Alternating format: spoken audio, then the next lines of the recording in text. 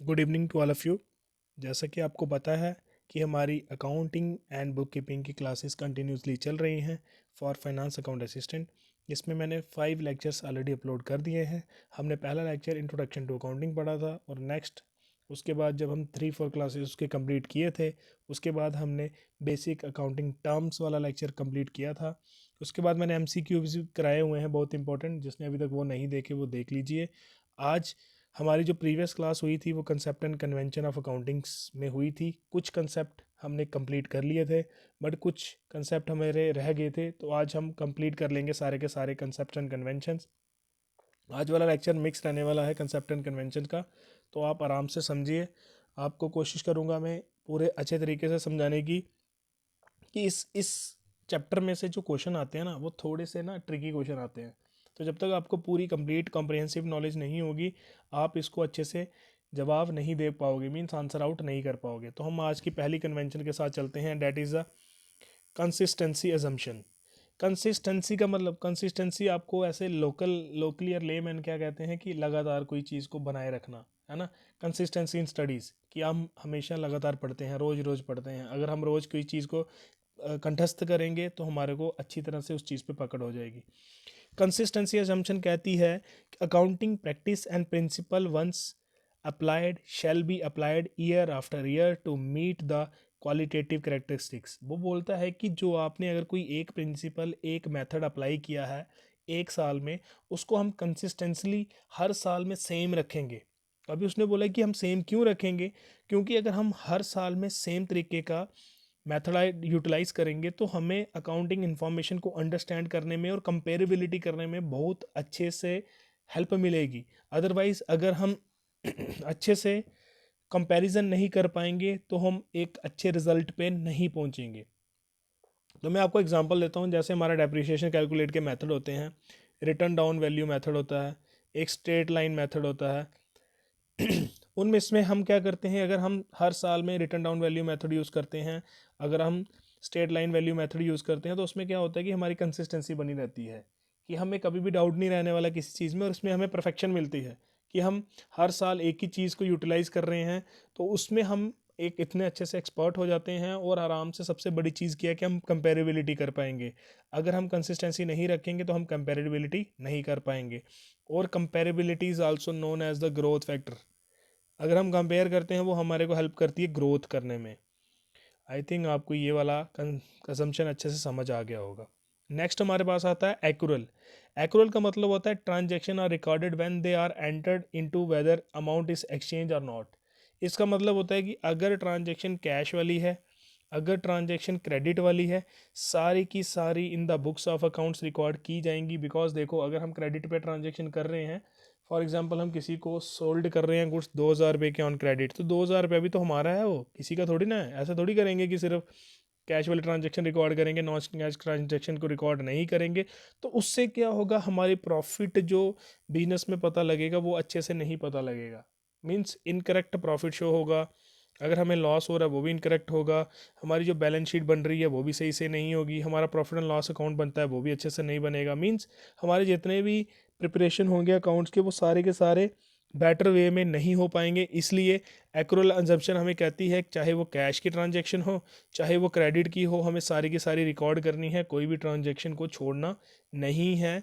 It's a best way to record the transaction, that is called as a accrual basis of accounting. इसको हम एक्रूरल basis of accounting भी कहते हैं, और हमारी एक्रूरल एजम्पशन भी यही कहती है। नेक्स्ट हमारा रहने वाला है fully disclosure principle. Fully disclosure principle कहता है disclosure should be made of item require under the law and those items which are material. इसका मतलब होता है वैसी सिग्निफिकेंट इंफॉर्मेशन, इंपॉर्टेंट इंफॉर्मेशन हमें पूरी की पूरी डिस्क्लोज करनी है, as a legal point of view से भी करनी है, कि हमें कोई ऐसी चीज़ नहीं छोड़नी है कि जो हमारे बिजनेस के लिए इंपॉर्टेंट हो और हम उसको रिकॉर्ड नहीं करें। तो उससे क्या होगा, हमारी जो इन्फॉर्मेशन होगी वो भी मिसलीड हो जाएगी।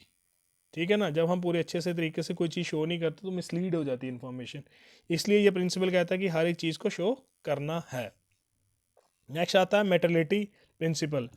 मेटलिटी प्रिंसिपल कहता है एन आइटम और disclosure is material if it will influence the decision of the users. कहता है कि हमें बिजनेस में वैसी ट्रांजेक्शनें रिकॉर्ड करनी है जो किसी यूज़र को डिसीजन मेकिंग में हेल्प आउट करे। मैं आपको एग्जांपल देता हूँ। Amount spend on repair of building 2,50,000 is the material for enterprising having a turnover of saying 10 lakh. उसने बोला देखो टर्नओवर 10 लाख है तो हम उससे कोई डिसीजन ले सकते हैं।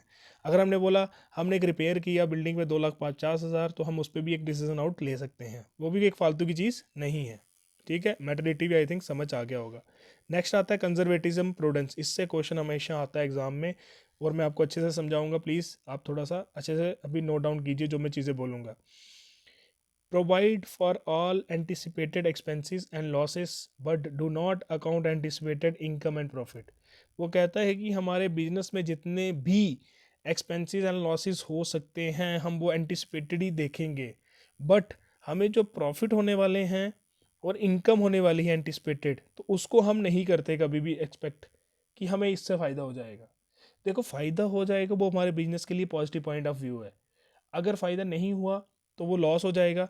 अगर लॉस के लिए हमने पहले से ही अपने बनाया होगा कोई ना कोई ऐसा प्रोविज़न कि अगर हमें लॉस हो जाएगा तो हम लॉस को इधर से रिकवर कर लेंगे, तो वो हमारे लिए एक बहुत ही एक प्रोस्पेक्टिव एंड बेनिफिशियल चीज़ बन जाती है कि अगर हमें नुकसान होगा तो हम उसके नुकसान की भरपाई इधर से कर लेंगे। तो ये आपके लिए बहुत उस समय हेल्प आउट एंड इम्पॉर्टेंट हो जाता है। नेक्स्ट आता है historical cost principle. Historical cost principle कहता है transaction are recorded at the price paid, जिस प्राइस को आपने पे किया होगा। फॉर एग्जांपल 2010 में हमने एक मशीनरी खरीदी 2,50,000 रुपये की, तो हमें बुक्स ऑफ अकाउंट में यही शो करने हैं, उसकी करंट वैल्यू हम शो नहीं करते। Okay, I think historical cost principle भी आपको समझ आ गया होगा। नेक्स्ट आता है matching principle. Expenses incurred to earn the revenue should be recognized as expenses in the year revenue is recognized। कहता है कि जिस साल का रेवेन्यू होगा, जिस साल का रेवेन्यू होगा हम उसी ईयर को कंसिडर करेंगे उसमें, ना कि जिस ईयर में वो रिसीव्ड होगा। ठीक है, हमारे पास लास्ट आता है verifiable objective concept. Verifiable objective कहता है कि अगर हम कोई भी ट्रांजैक्शन बिजनेस में रिकॉर्ड करते हैं वो हमेशा एविडेंस के बेसिस पे रिकॉर्ड करनी चाहिए, ना कि ऐसी ट्रांजैक्शन जिसका कोई एविडेंस नहीं हो उसको भी बुक्स ऑफ अकाउंट्स में हम रिकॉर्ड कर दें। ठीक है, ये थे हमारे सारे concept and conventions. I think आपको बहुत अच्छे से समझ आए होंगे। मैं आपको इसके बहुत इंपॉर्टेंट एंड टैक्टिकल क्वेश्चंस होते हैं ना, जो देखो हम हमेशा फंसते कहाँ पे हैं, जहाँ पे कोई भी ट्रिकी क्वेश्चंस आ जाते हैं। तो ट्रिकी क्वेश्चंस हमारे इस टॉपिक से बहुत ज़्यादा आते हैं, concept and convention of accounting से।